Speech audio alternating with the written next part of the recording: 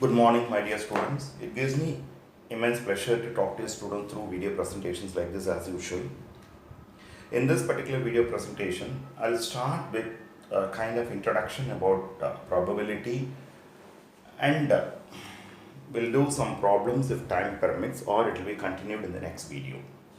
Share the video with your friends and you can advise them to subscribe by clicking the subscribe button and bell icon, and subscription has no charges. These problems will be definitely very useful to students of any board of 11th as well as 12th grades. What I intend to do here is, instead of giving simply introduction, I'll give simple questions.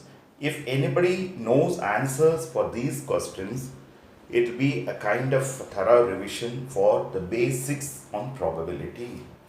The first question goes like this: write examples of random experiments. What do you mean by random experiment? Just the answer goes like this: throwing a die, tossing a coin, selecting a ball from a box containing different colors of balls, selecting a card from a well-shuffled pack of 52 playing cards, selecting a student from a group of 5 boys, 7 girls, etc., or examples of random experiments. I repeat: throwing a die, tossing a coin, selecting a ball from a box containing different colors of balls, selecting a card from a well-shuffled pack of 52 playing cards, selecting a student from a group of 6 boys, 7 girls, any number you can intend to say, or various examples of random experiments. We call them as random experiments. We can think about so many such examples. Okay. Then next question goes like this: define sample space with an example. With examples, you need not even give only one example, you can give more examples. Actually, it goes like this: in any random experiment, the set containing possible outcomes is known as a sample space. I repeat, in any random experiment, this set containing possible outcomes is known as the sample space. For example, when we throw a die,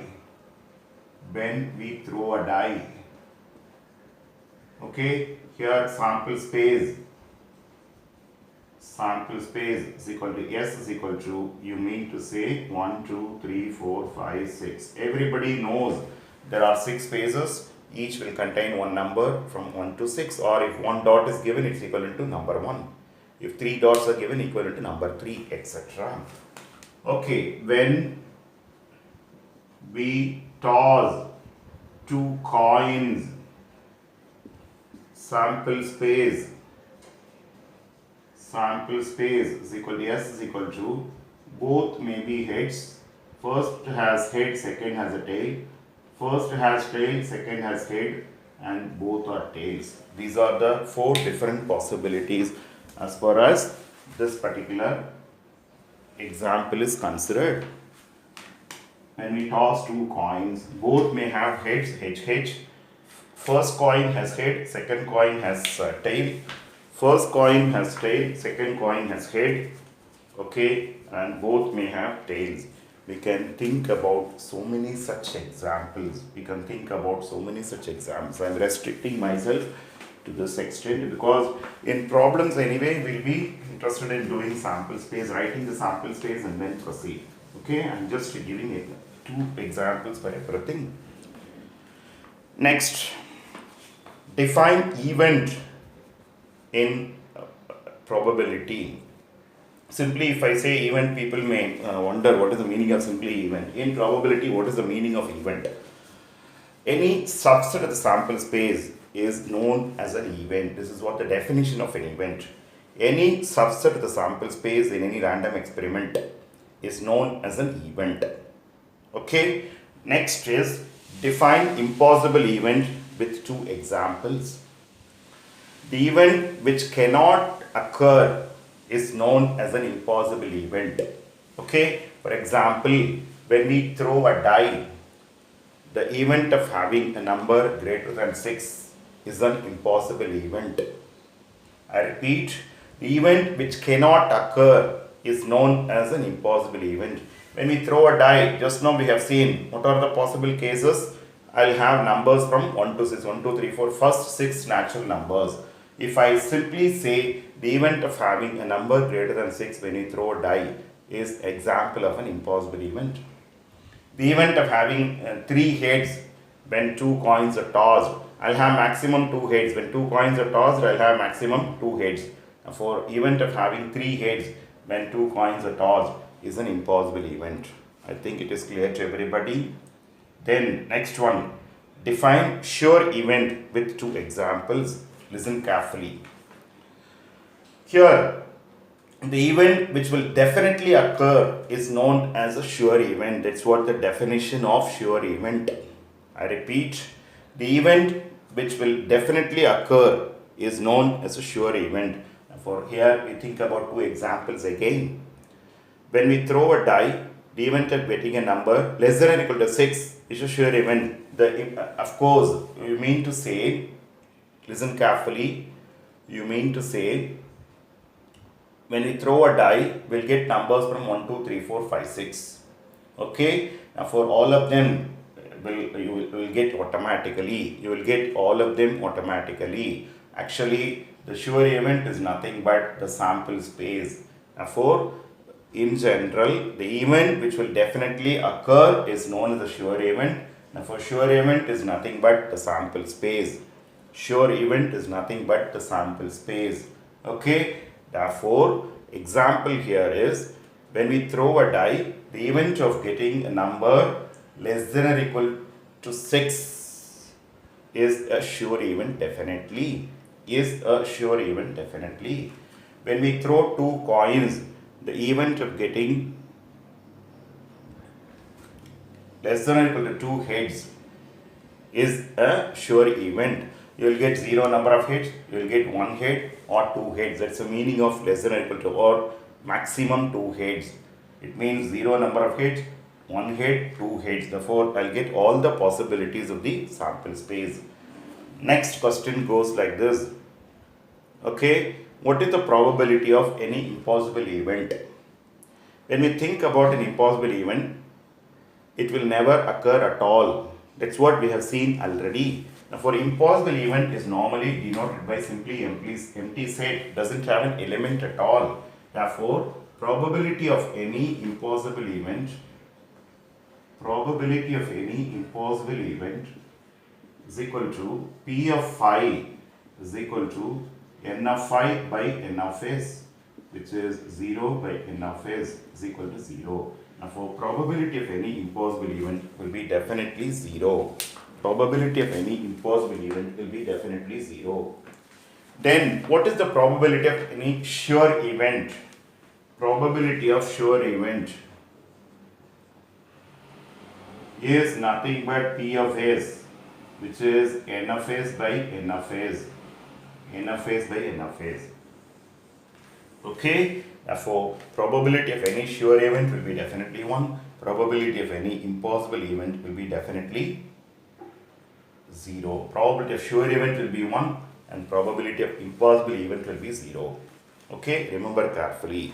Then we'll just, I'll just tell you one more result. Show that in any random experiment, probability of any event A is such that 0 less than or equal to P of A less than or equal to 1. We know that the proof goes like this. We know that A is a subset of S. Any event, that is how the definition of event tells you. Okay, any event is a subset of the sample space. Therefore, you mean to say automatically 0 less than or equal to N of A less than or equal to N of S. If A is an impossible event, N of A will be equal to 0. If A is equal to N of A, yes, then N of A will be equal to N of S. Now divide throughout by n of s here, less than or equal to n of a by n of s, less than or equal to n of s by n of s, which implies 0 less than or equal to p of a less than or equal to 1. I repeat, we know that any event a, that a is an event, here you can even write where a is an event. A is an event of a random experiment.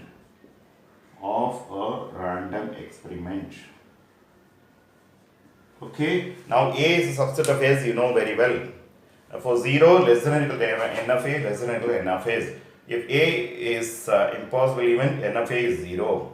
If a is a sure event, n of a is equal to n of s. Therefore, it will be between 0 and n of s inclusive both the values, because betweenness doesn't include the n values. Therefore, you should say specifically inclusive n values. Now divide throughout by n of s. For 0 less than or equal to p of a less than or equal to 1. Therefore, probability of any event will be definitely lying between 0 and 1. For sure event, it is exactly 1. For impossible event, it will be 0. For any other event, it will be any fraction between 0 and 1. That is the way it is supposed to be given, proved. That is the way it is supposed to be proved. That is the way it is supposed to be proved. Okay, I want to minimize the timings for each video so that you won't feel bored. You'll be able to get more points as well as you don't feel bored. For the rest, I'll continue in the next video. Thank you, students, for patient watching. Just in the above problems, I just forgot to add one particular important thing that's very important. Define probability of an event. Probability of any event A is given by P of A is equal to n of A by n of S, or P of A is equal to number of cases favorable to A divided by number of exhaustive cases. This I would have done earlier. Anyway, better late than never. I repeat, probability of any event A is given by n of A by n of S, or number of cases favorable to A is equivalent to n of A. Number of exhaustive cases is equivalent to n of S. Okay, sorry, it is done at the end. I would have done it earlier. Thank you, students.